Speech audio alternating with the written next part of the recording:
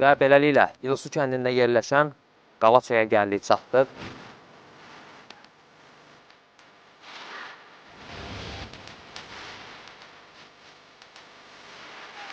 Onu biz qabığından tanıya bilərik. Toz ağacının qabığında olan yağlar ocaq qalayarkən daha tez alışmasına səbəb olur. Sağlam ağacın qabığını soymuyor.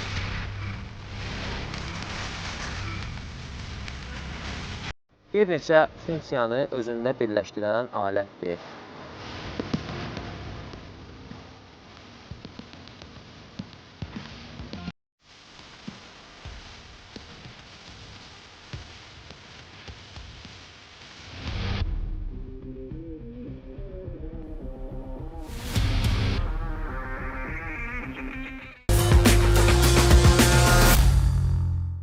Mən Ümid Süleymanov.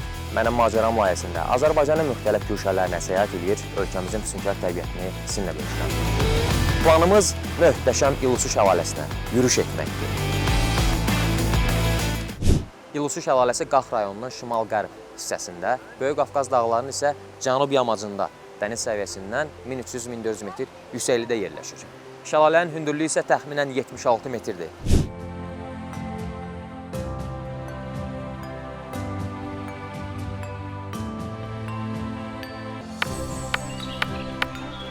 Əgər kompasınız yoxdursa, çətin bir duruma düşmüsünüzsə və istiqaməti müəyyən edə bilmirsinizsə, günəş şüasından istifadə edərək istiqaməti müəyyən edə bilərsiniz.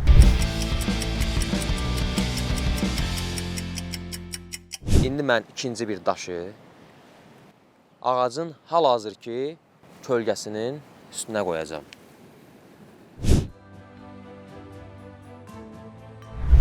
Deməli, təbiətdə sadə bir üsulla da istiqamətləri müəyyən etmək olar.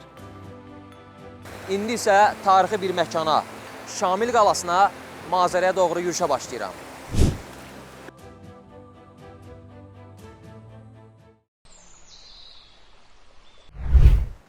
İndi isə mən sizlə növbəti maarifləndirici məlumatı bölüşəcəm.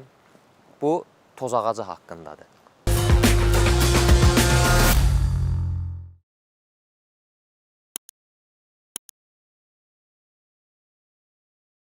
Biz toz ağacını necə tanıya bilərik? Toz ağacları belə onu biz qabığından tanıya bilərik. Bu formada ağ rəngdə olur, yarpaqları üçbucaq formada olur, bəzən də yumurta formasında olur. Toz ağacının qabığında olan yağlar onu ocaq qalayarkən daha tez alışmasına səbəb olur.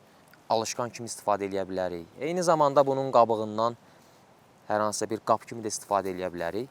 Bir çox faydaları var, amma nəzərə alaq ki, biz sağlam ağacı soysaq ona zərər vermiş olacağıq. Ona görə də təbiətsevərlərin belə bir qaydası da var ki, təbiətə minimum zərər vermək lazımdır, çox yox. Ona görə də biz əgər toz ağacının qabığından alışqan kimi istifadə edəcəyiksə, çalışmaq lazımdır, sağlam ağacın qabığını soymayaq. Daha yaxşı olar ki, məsələn, hazır yerə düşmüş qırıntılarından istifadə edək və yaxud artıq bu, məsələn, dibində soyulub bu hissələr. Biz bax, bu qabıqları buradan götürərək istifadə edə bilərik. İndi mən sizə bunu əyani şəkildə də göstərərəm, necə tez alışır, tez yanır.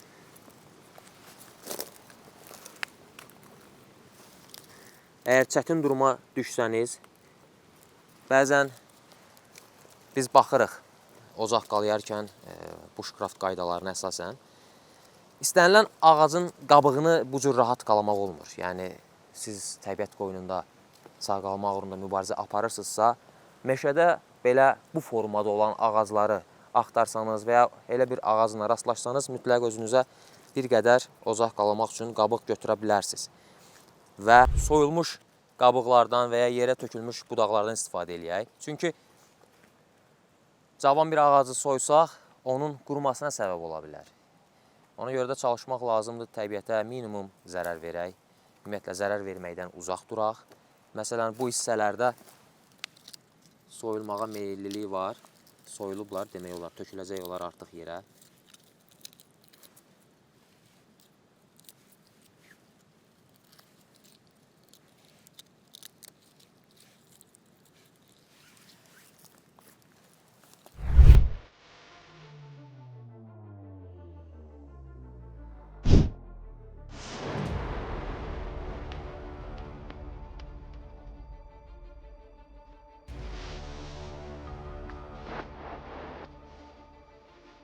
Gəlin birlikdə bunu əyani şəkildə öyrənək. Hətta bunlar yaş olsa belə alışqan kimi istifadə eləmək olar.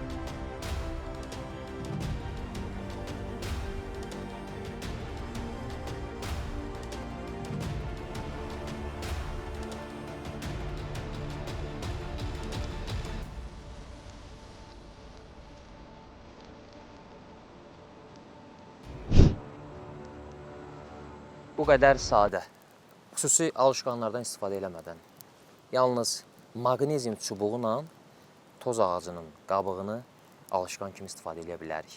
Artıq burada daha rahat ocaq qalamaq olar. Bəli, əgər siz də çətin duruma düşsəniz, toz ağacını tanımağın yollarını öyrənib, daha rahat şəkildə ocaq əldə edə bilərsiniz.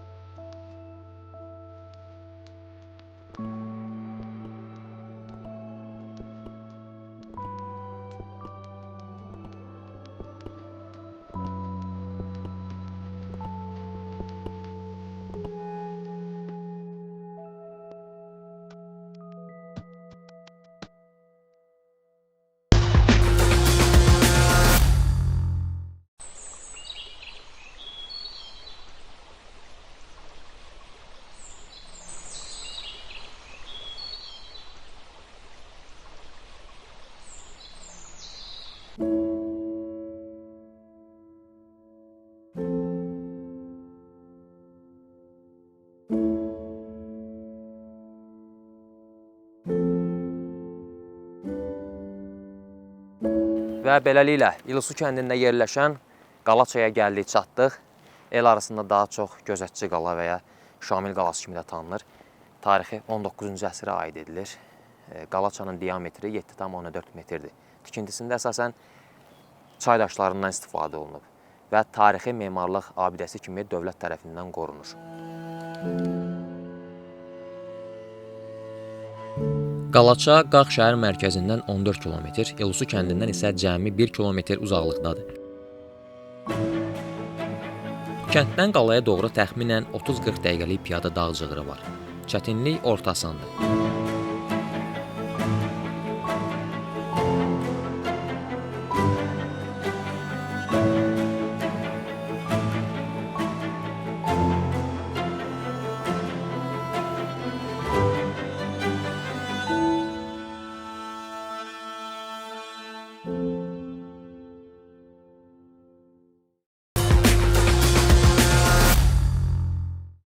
Bu Qalaça hərbi əməliyyatlarda müdafiə istehkamı kimi inşa edilmişdi və Dağıstanla Azərbaycan arasında yerləşən sonuncu yaşayış məntəqəsi olan Sarıbaş kəndi də buradan görsənir.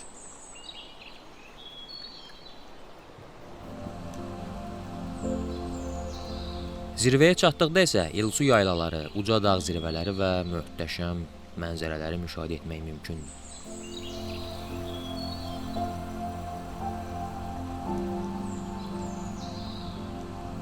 1844-cü ilə qədər bölgəni İlsu sultanı idarə edirdi. Sonuncu sultan olan Danyal bəy Çar Rusiyasının müstəmləkə siyasətinə qarşı çıxaraq üsyan qaldırdı. Danyal bəy ruslara qarşı mübarizədə Dağıstanın və Şimali Qafqazın məşhur azadlıq hərəkatı rəhbəri Şeyx Şamilin tərəfinə keçdi və onun naibi, yəni müavini oldu. Rus qoşunları İlsunu tutub sultanlığı ləğv etdikdən sonra burada daimi nəzarəti təmin etmək üçün hərbi istehkamlar tikməyə başladılar. Rus hərbi rəhbərliyi Yazlıq dağının ən strateji və ən hündür nöqtəsində bu dairəvi qülləni, Qalaçanı inşa etdi. Qalanın əsas məqsədi Şamilin qoşunlarının hərəkətini qabaqcadan görmək, kəndə gələn yolları atəş altında saxlamaq və ərazidəki Rus qarnizonunu xəbərdar etmək idi.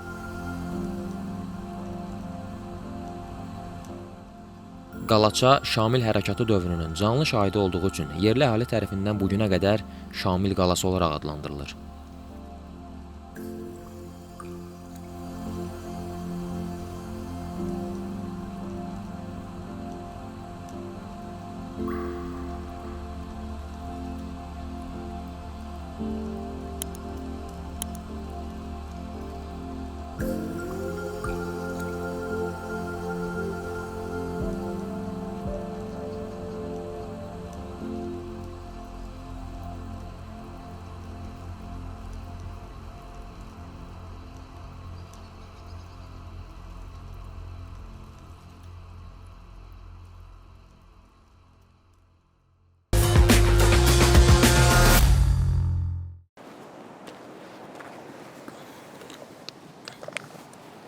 İndi isə qolumda olan bu bilərziyin üstünlüklərindən danışacağım.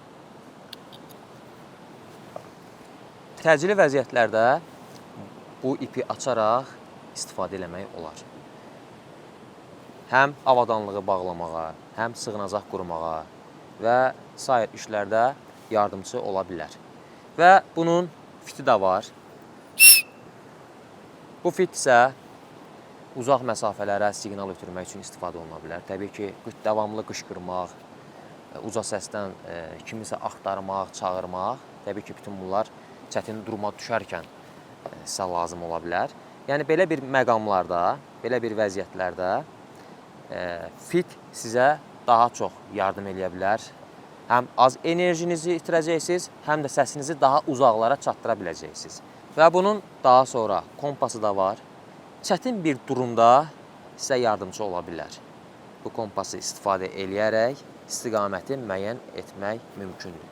Təbii ki, ən önəmlisi istiqaməti müəyyən eləyəndən sonra hansı tərəfə gedəcəyinizi bilməkdir. Bunu da öyrənmək lazımdır. Daha sonra isə bunun maqnezium çubuğu da var. Ocaq qalamaq üçün istifadə oluna bilər. Mən istəyirəm indi onu sizə əyan şəkildə də göstərim. Eyni zamanda baxın, belə bir balaca aləti də var. Həm burası kəsicidir, burası da kəsicidir və bir neçə funksiyanı özündə birləşdirən alətdir. Məsələn, açmaq üçün yerləri də var. Bu da, baxın, burayı birləşdirmək olur. Çıxartmaq üçün də belə rahat əldə etmək olur və digər bıçağı da var bunun. Belə bir buranı nəyisə açmaq üçün, eyni zamanda bax, burası da və bu hissəsi isə kəsicidir. Müəyyən bir şeyləri kəsmək olar ondan.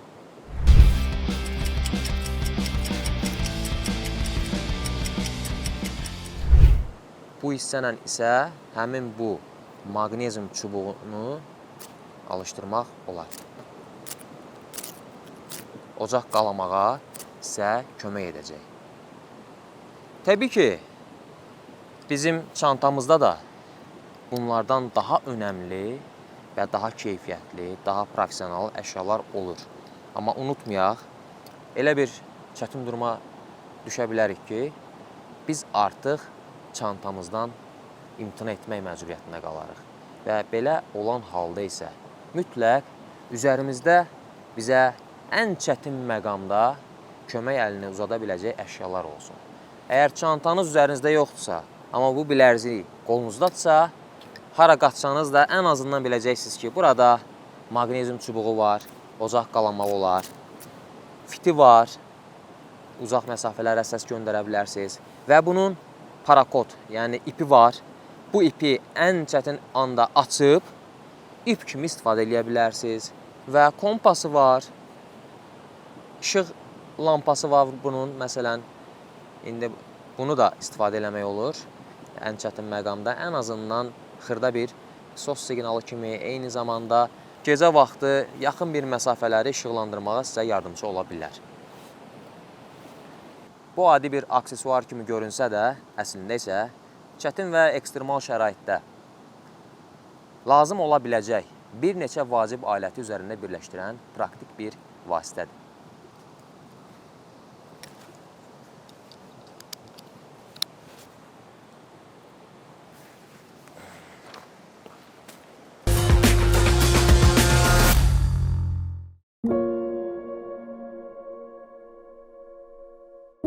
Bu mövsüm boyunca Azərbaycanın ən gözəl və ən maraqlı güşələrini birlikdə kəşf etdik. Daşkəsənin Əmirvar şəlaləsindən Balakənin Meseter yaylağına, Lerikin, Qələbin, Bibioni və Tokyaxıl şəlalələrindən Oğuzun, Başdaşağıl, Ağsunun, Dilman və Qaxın İlusu şəlaləsinə qədər uzanan macəra dolu marşrutlar keçdik.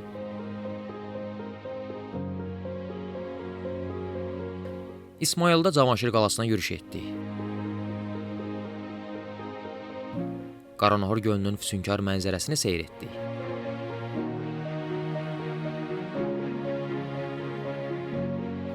Şəkinin Gələrsən Görərsən qalasını, Lacın təbiətini və Qobustanın palçıq vulkanlarını birlikdə kəşf etdik.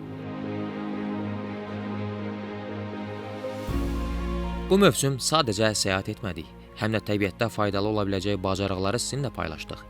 Şəki meşələrində təbii materiallardan sığınacaq qurduq. Lənkəran meşələrində tibbi çantanın əhəmiyyətindən danışdıq və təbiətdə çay hazırlamağın üsullarını göstərdik. Lerikdə praktik vasitələrlə balıq tutduq. Yaş ayaqqabı və corabları qızdırılmış daşların köməyi ilə qurutmağı nümayiş etdirdik. Qaxda isə günəş şüalarından istifadə edərək istiqamətin necə müəyyən olunduğunu öyrəndik. Macəralarımız bununla da bitmədi. Balakəndə gecə çəkilişləri apardıq və vəhşi təbiətin bir parçası olan ayı ilə qarşılaşdıq. Snowboard sürməyin üsullarını öyrəndik. Daşkəsən və Lazıda isə velosiped marşrutları ilə təbiəti fərqli rakursdan kəşf etdik. Və möhtəşəm görünüşlü Kəpəz zirvəsini fəth etdik. Gəldik, çatdıq Kəpəz zirvəsinə.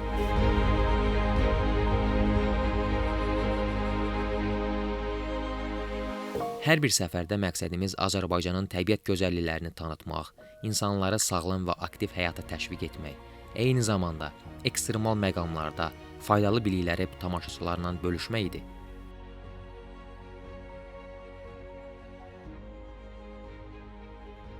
Arxada qalan bu mövsüm yüzlərlə kilometr yol, onlarla maraqlı məkan, saysız hesabsız təəssürat və unudulmaz xatirələrlə yadda qaldı.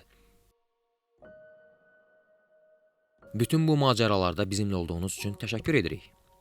Yeni mövsümdə daha yüksək zirvələr, daha maraqlı marşrutlar və daha böyük macəralarla yenidən görüşəcəyik. Hələlik isə növbəti macəraya qədər sağ olun və təbiətdən uzaq düşməyin.